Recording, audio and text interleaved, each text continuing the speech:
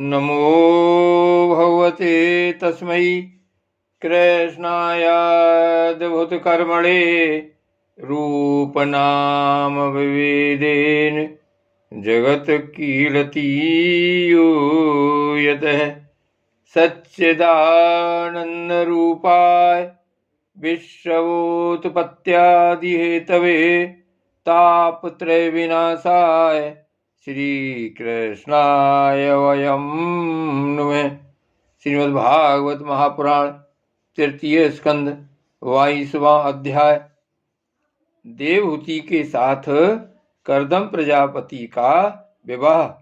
श्री मैत्री जी कहते हैं, विदुर जी, इस प्रकार जब कर्दम जी ने मनु जी के संपूर्ण गुणों और कर्मों की श्रेष्ठता का वर्णन किया तो उन्होंने उन निर्वति पारायण मुनि से कुछ सकुचाकर कहा। मनु जी ने कहा, मुने, वेद मूर्ति भगवान ब्रह्मा ने अपने वेद में विग्रह की रक्षा के लिए तप, विद्या और योग से संपन्न तथा विषयों में अनासक्त आप ब्राह्मणों को अपने मुख से प्रकट किया है और फिर उन सहस्त्र चरणों वाले विराट पुरुष ने आप लोगों की रक्षा के लिए ही अपनी सहस्त्रों भुजाओं से हम क्षत्रियों को उत्पन्न किया है। इस प्रकार ब्राह्मण उनके हृदय और क्षत्रिय शरीर कहलाते हैं। अतः एक ही शरीर से संबंध होने के कारण अपनी अपनी और एक दूसरे की रक्षा करने वाले उन ब्राह्मण और क्षत्रियों की वास्तव में श्री हरि ही रक्षा करते हैं, जो समस्त कार्य कारण रूप होकर भी वास्तव में निर्विकार है। जो समस्त कार्य कारण रूप होकर भी वास्तव में निर्विकार हैं। आपके दर्शन मात्र से ही मेरे सारे संदेह दूर हो गए, क्योंकि आपने मेरी प्रशंसा के मिश से स्वयं ही प्रजा पालन की इच्छा वाले राजा के धर्मों का बड़े प्रेम से निरूपण किया है। आपका दर्शन अजितेंद्रिय पुरुषों को बहुत दुर्लभ है। मेरा बड़ा भाग्य है जो मुझे आपका दर्शन हुआ और मैं आपके चरणों की मंगलमयी रज अपने सिर पर चढ़ा सका।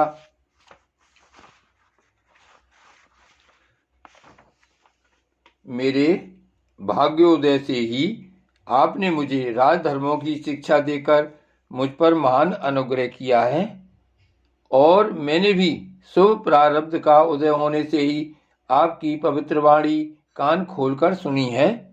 मुने, इस कन्या के स्नेहवश मेरा चित्त बहुत चिंताग्रस्त हो रहा है। अतः मुझ दीन की यह प्रार्थना आप कृपा पूर्वक सुने। यह मेरी कन्या, जो प्रियवत और उत्तानपाद की बहन है, अवस्था, शील और गुण आदि में अपने योगपति को पाने की इच्छा रखती है। जब से इसने नारद जी के मुख से आपके शील, विद्या, रूप, आयु और गुणों का वर्णन सुना है, तभी से यह आपको अपना पति बनाने का निश्चय कर चुकी है। द्विजवर, मैं बड़ी श्रद्धा से आपको यह कन्या समर्पित करता हूँ। आप इसे स्वीकार कीजिए। यह गृहस्थोचित कार्यों के लिए सब प्रकार आपके योग्य है। जो भोग स्वतः प्राप्त हो जाए उसकी अवहेलना करना विरक्त पुरुष को भी उचित नहीं है। फिर विषयासक्ति की तो बात ही क्या है। जो पुरुष स्वयं प्राप्त हुए भोग का निरादर कर फिर किसी कृपण के आगे हाथ पसारता है, उसका बहुत फैला हुआ यश भी नष्ट हो जाता है और दूसरों के तिरस्कार से मान भंग भी होता है। विद्वान, मैंने सुना है आप विवाह करने के लिए उद्यत हैं। आपका ब्रह्मचर्य एक सीमा तक है। आप नैष्ठिक ब्रह्मचारी तो हैं नहीं, इसलिए अब आप इस कन्या को स्वीकार कीजिए। मैं इसे आपको अर्पित करता हूँ। श्री कर्दम मुनि ने कहा, ठीक है, मैं विवाह करना चाहता हूँ और आपकी कन्या का अभी किसी के साथ वाग्दान नहीं हुआ है, इसलिए हम दोनों का सर्वश्रेष्ठ ब्राह्म विधि से विवाह होना उचित ही होगा। राजन, वेदोक्त विवाह विद में प्रसिद्ध जो गृहभाणामि ते इत्यादि मंत्रों में बताया हुआ काम संतानोत्पादन रूप मनोरथ है, वह आपकी इस कन्या के साथ हमारा संबंध होने से सफल होगा। भला जो अपनी अंग कांति से आभूषण आदि की शोभा को भी तिरस्कृत कर रही है, आपकी उस कन्या का कौन आदर न करेगा। एक बार यह अपने महल की छत पर गेंद खेल रही थी। गेंद के पीछे इधर उधर दौड़ने के कारण इसके नेत्र चंचल हो रहे थे तथा पैरों के पायजेब मधुर झनकार करते जाते थे। उस समय इसे देखकर विश्वावसु गंधर्व मोहबस अचेत होकर अपने विमान से गिर पड़ा था। वही इस समय यहाँ स्वयं आकर प्रार्थना कर रही है। ऐसी अवस्था में कौन समझदार पुरुष इसे स्वीकार न करेगा। यह तो साक्षात आप महाराज श्री स्वयं भव मनु की दुलारी कन्या और उत्तानपाद की प्यारी बहन है तथा यह रमणियों में रतन के समान है। जिन लोगों ने कभी श्री लक्ष्मी जी के चरणों की उपासना नहीं की है, उन्हें तो इसका दर्शन भी नहीं हो सकता। अतः मैं आपकी इस साध्वी कन्या को अवश्य स्वीकार करूंगा, किंतु एक शर्त के साथ। जब तक इसके संतान न हो जाएगी तब तक मैं गृहस्थ धर्मानुसार इसके साथ रहूंगा। उसके बाद भगवान के बताए हुए संन्यास प्रधान हिंसा रहित समदमादि धर्मों को ही अधिक महत्व दूंगा, जिनसे इस विचित्र जगत की उत्पत्ति हुई है, जिनमें यह लीन हो जाता है और जिनके आश्रय से यह स्थित है। मुझे तो वे प्रजापतियों के भी पति भगवान श्री अनंत ही सबसे अधिक मान्य हैं। मैत्री जी कहते हैं, प्रचंड धनुर्धर विदुर करदम जी केवल इतना ही कह सके। फिर वे हृदय में भगवान कमल नाभ का ध्यान करते हुए मौन हो गए। उस समय उनके मंद हास्य युक्त मुख कमल को देखकर देवहूति का चित्त लुभा गया। मनु जी ने देखा कि इस संबंध में महारानी शतरूपा और राजकुमारी की स्पष्ट अनुमति है। अतः उन्होंने अनेक गुणों से संपन्न करदम जी को उन्हीं के समान गुणवती कन्या का प्रसन्नता पूर्वक दान कर दिया। महारानी शतरूपा ने भी बेटी और दामाद को बड़े प्रेम पूर्वक बहुत से बहुमूल्य वस्त्र, आभूषण और गृहस्थोचित पात्रादि दहेज में दिए। इस प्रकार सुयोग वर को अपनी कन्या देकर महाराज मनु निश्चिंत हो गए। चलती बार उसका वियोग न सह सकने के कारण उन्होंने उत्कंठावश विबल चित्त होकर उसे अपनी छाती से चिपटा लिया और बेटी बेटी कहकर रोने लगे। उनकी आंखों से आंसुओं की झड़ी लग गई और उनसे उन्होंने देवहूति के सिर के सारे बाल भिगो दिए। फिर वे मुनिवर करदम से पहुंचकर उनकी आज्ञा ले रानी के सहित रथ पर सवार हुए और अपने सेवकों सहित ऋषि कुल सेवित सरस्वती नदी के दोनों तीरों पर मुनियों के आश्रमों की शोभा देखते हुए अपनी राजधानी में चले आए।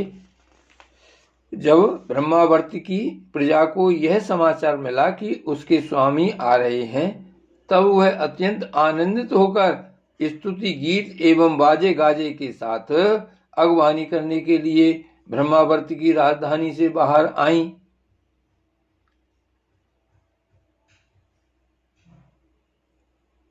सब प्रकार की संपदाओं से युक्त वहर्षमती नगरी मुनि जी की राजधानी थी।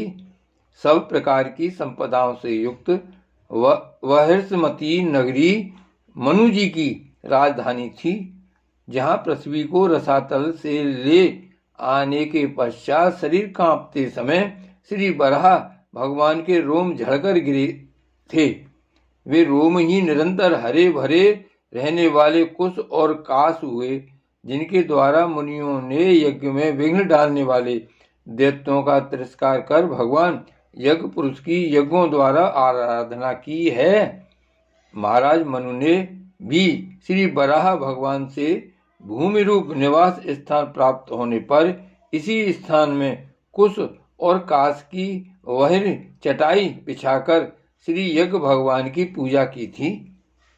जिस वहिर्समती पुरी में मनुजी निवास करते थे उसमें पहुंचकर उन्होंने अपने त्रितापनाशक भवन में प्रवेश किया। वहां अपनी भार्या और संतति के सहित वे धर्म अर्थ और मोक्ष के अनुकूल भोगों को भोगने लगे। प्रातःकाल होने पर गंधर्वगण अपनी स्त्रियों के सहित उनका गुणगान करते थे, किंतु मनुजी उसमें आसक्त न होकर प्रेम पूर्ण हृदय से श्री हरि की कथाएं ही सुना करते थे। वे इच्छानुसार भोगों का निर्माण करने में कुशल थे, किंतु मननशील और भगवत पारायण होने के कारण भोग उन्हें किंचित भी विचलित नहीं कर पाए थे। भगवान विष्णु की कथाओं का श्रवण, ध्यान, रचना और निरूपण करते रहने के कारण उनके मनवंतर को व्यतीत करने वाले क्षण कभी व्यर्थ नहीं जाते थे। इस प्रकार अपनी जागृत आदि तीनों अवस्थाओं अथवा तीनों गुणों को अभिभूत करके उन्होंने भगवान वासुदेव के कथा प्रसंग में अपने मनवंतर के 71 चतुर्युग पूरे कर दिए। व्यास नंदन विदुर जी, जो पुरुष श्री हरि के आश्रित रहता है उसे शारीरिक, मानसिक, दैविक, मानुषिक अथवा भौतिक दुख किस प्रकार कष्ट पहुंचा सकते हैं। मनु जी निरंतर समस्त प्राणियों के हित में लगे रहते थे। मुनियों के पूछने पर उन्होंने मनुष्यों के तथा समस्त वर्ण और आश्रमों के अनेक प्रकार के मंगलमय धर्मों का भी वर्णन किया, जो मनु संहिता के रूप में अब भी उपलब्ध है। जगत के सर्वप्रथम सम्राट महाराज मनु वास्तव में कीर्तन के योग्य थे। यह मैंने उनके अद्भुत चरित्र का वर्णन किया। अब उनकी कन्या देवहूति का प्रभाव सुनो। श्रीमद्भागवत भगवान की जय। श्री वल्लभाधीश की जय। श्री गोवर्धननाथ की जय।